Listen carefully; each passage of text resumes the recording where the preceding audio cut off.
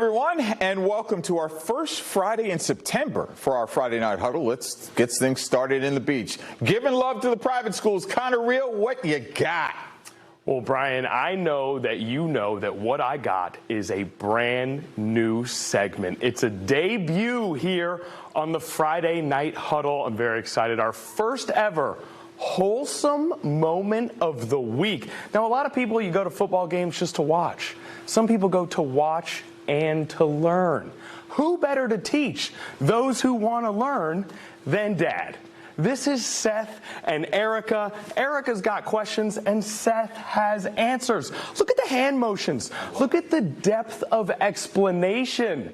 That is your wholesome moment of the week, brought to you by, you thought we had a sponsor for the wholesome moment of the week? I don't think so. That segment was brought to you by loving and cherishing your family. Now, what of the game that they're discussing? Atlantic Shores Catholic. Atlantic Shores has been dominant this season, but it's Catholic who starts off with the big play. Darren Hare with the pick in the end zone to save a touchdown for the Crusaders. But shortly after, they'd have to punt from back in their own end zone. Chris Higgins is going to William and Mary to play safety, but he can return punts too. Smooth and then enjoys a bit of contact here at the goal line to make it 7-0 Catholic. We're not done with Chris Higgins just yet. The touchdown pass from Micah Lance to make it 15-0 after they go for two. Now we transition over to some Micah Lance stuff because he was on fire in the first half today. This time the catch and run, Josh Silby, that's a beautiful toss, 22-0. Lance would go again, but the shout out on this next play certainly goes to Corey Williams. What do you call that, Brian Smith? Maybe a little bit of moss? Oh, was that a little bit of moss? I'm not talking about the agriculture. They would score a play later. Seahawks win 48-0. And, well, you can tell by the performance. This team has big goals. We're hungry. We're definitely hungry for a state championship. We feel like we got the talent to do this this year. We feel like we got the weapons to do this, and that's our main goal. So that's what we're coming into practice with every single day. And one last thing before I go back to Brian. Go Birds. Does anyone have a score check? Tim, can we get a score check on the Eagles game? You know what? I'll figure that out. Brian, you take it for now. I'm liking Higgins' mane. That's not hair. That's a mane. You used to have one of those. Long time ago. The Maury Commodores starting their season this evening, but it was a home game against one of the top schools in Maryland in HDYs. Commodores leading at halftime in this game, 13-7 over the Pumas. Why do I feel like I want a pair of kicks right now? They then take the lead 14-13. Maury responds. Care of quarterback Atori Newkirk weaves his way through traffic on the keeper for a first down. It would set up the 16-yard touchdown run by Cameron Simmons, and we're back in front by 6 over HDYs. Commodores head coach Doree McCain saying to his defense, I want my defense. And they did come up big. Fourth quarter, less than 2 minutes to go, he'd get his wish. Pass incomplete. Trayvon Cannon in on the coverage. Commodores win it 20-14. Let's go out in the Beach District. Green Run taken to the road against Kellum and the Stallions. Starting to warm up quickly. Hassan Farrar. The pitch to Jaden Anderson.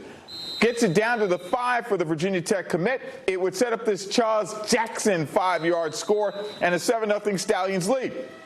You think Anderson's pretty good with the ball? Try him on special teams. Punt, right side. Give me some blockers. Right up the sideline. Green Run rolls over the Knights, 49-0. Great Bridge taking on Norview. Wildcats led at halftime, 20-0, but the Pilots not going away. Zyquez Williams, 4-yard score. They missed it on the 2-point conversion, so trailed 20-6. Back come the Cats. William Englert, the pass to Quintarius Tillman. He takes it in from there. The Bridge up 27-6. Englert not done himself. He's going to go to the air. And, man, it was all about the Bridge. They win 34-6 over Norview. Other scores around the area. How about Lansdowne over Tallwood?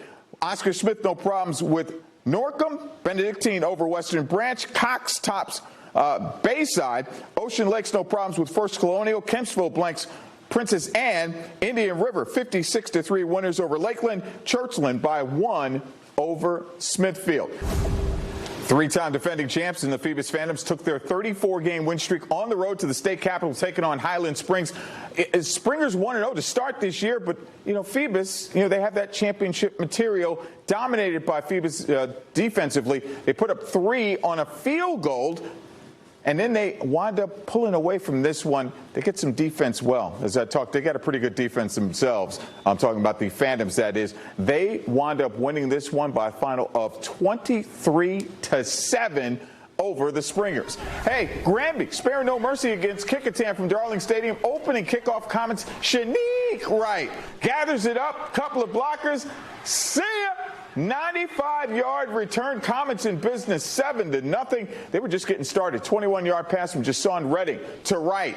They ballooned the lead to 14-0. They wound up cruising. They put a 79-piece on the Warriors. Final 79-0. Other area scores: Matoaka blanking War Hill. York over Gloucester 21-6. New Kent getting beaten by Colonial Heights by 1, 14-13. And Nandua getting blanked by Bruton 39-0.